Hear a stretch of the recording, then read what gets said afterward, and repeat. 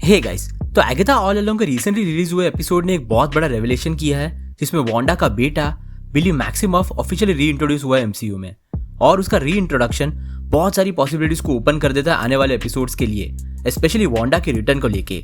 यानी कि Agatha all along का अगला एपिसोड बहुत ही इंपॉर्टेंट साबित होने वाला है और इस वीडियो में हम इसी एपिसोड 6 के बारे में डिस्कस करेंगे। शुरू करने से पहले अगर आप इस चैनल पर नए हो तो सब्सक्राइब जरूर कर लेना सो दैट आपको हमारे लेटेस्ट वीडियोस के अपडेट्स रेगुलरली मिल सके। So without wasting any further time, let's get started.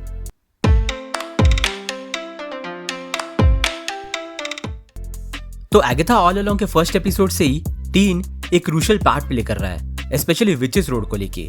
और कई सारे लोगों ने ये ऑलरेडी गेस कर लिया था कि टीन ही बिली है। और एपिसोड 5 के एंड में ऑफिशियली ये रिवील हो गया कि टीन वांडा का ही बेटा बिली है, उसके पावर्स और एंड में उसके दिखाए गए क्राउन की वजह से। लेकिन यहाँ पर सवाल आता है कि आखिर बिली वांडा विजन और doctor strange in the multiverse of madness के अपने अवतार से इतना अलग और ग्रोन अप क्यों दिख रहा है? तो इसका जवाब उसकी कॉमिक बुक वाली ओरिजिन स्टोरी में छुपा है। कॉमिक्स में भी वांडा ने अपने ट्विंस विलियम और थॉमस इके बिली और टॉमी को अपने केओस मैजिक से बनाया था, लेकिन उसने बिली और टॉमी को दो भटके हुए सोल्स से बनाया था जो कि मेफिस्टो से बाउंडेड थे। इवेंचुअली मेफिस्टो इन दोनों सोल्स को रिक्लेम कर लेता है, लेकिन तब तक वांडा के मैजिक की वजह से ये दोनों सोल्स इतने ज्यादा चेंज हो चुके होते हैं कि वो मेफिस्टो को ही खत्म कर देते हैं और वो दोनों फिर से आजाद हो जाते हैं। इनमें से विलियम या बिली का सोल रिबॉर्न होता है बिली कैप्लन के अंदर, जो कि जेफ कैप्लन जो कि एक कार्डियोलॉजिस्ट थे और रेबिका कैप्लन जो कि एक साइकोलॉजिस्ट थी, उनके तीनों बेटों में से सबसे बड़ा बेटा था।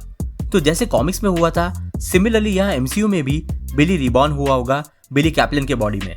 हालांकि मेफिस्टो का रोल यहाँ कितना सिमिलर होगा ये अब तक श्योर नहीं है, क्योंकि कॉमिक्स के लोर के हिसाब से अगर हम देखें तो बिली के रिबॉर्न होने से पहले ही मेफिस्टो खत्म हो जाना चाहिए था।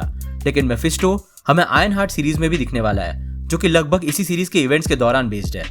तो हो सकता है कि मेफिस्टो का इन्वॉल्वमेंट अब तक ना हो वांडा और उसकी बच्चों की लाइफ में, लेकिन फ्यूचर एपिसोड्स या फिर किसी और सीरीज या मूवी में उसका रोल जरूर हो सकता है वांडा की स्टोरी लाइन में, कंसिडरिंग उसे इसी सीरीज के एपिसोड 3 में पहली बार ऑफिशियली मेंशन किया गया है एमसीयू में, वो भी बिली के सामने।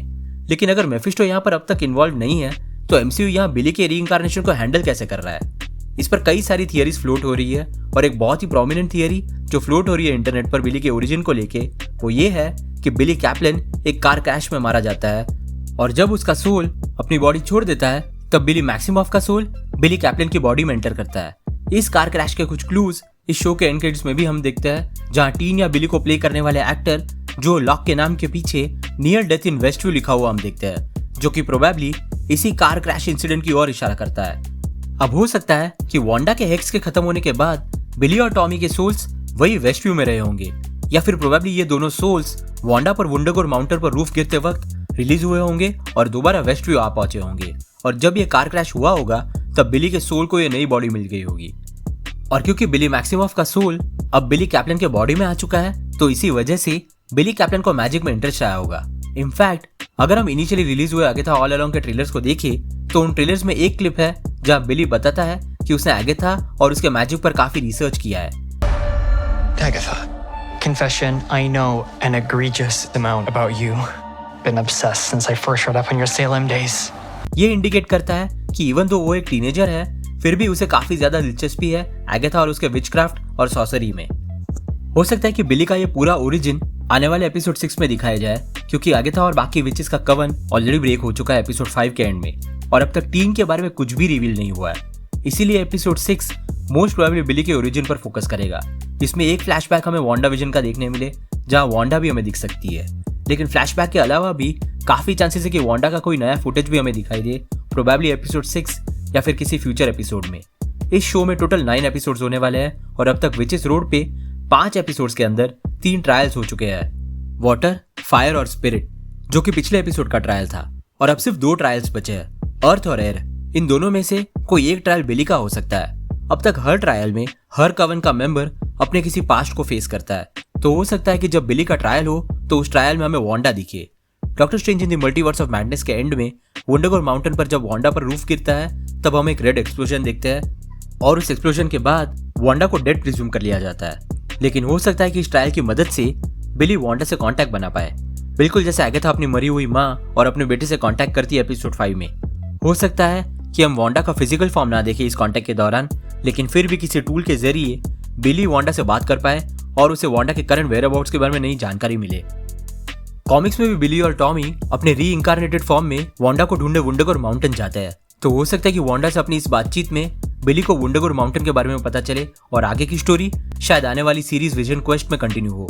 दूसरी पॉसिबिलिटी ये है कि वांडा अपीयर तो जरूर होगी बिली के सामने, लेकिन वो असली वांडा नहीं होगी। इंस्टेड वो बस एक तरह का ट्रायल इल्यूजन होगा जिसे बिली को डील करना होगा। लेकिन इतना तो श्योर है कि बिली के इस रेवलेशन से हम दोबारा वांडा विजन एरा में पहुंचने वाले हैं, जहां फिर से क्रेजी और माइंड ब्लोइंग थियरीज शुरू हो गई है इंटरनेट पर वांडा और मेफिस्टो को लेके। और ये series in a way Wanda के रिटर्न के ऊपर ही बनाई गई है।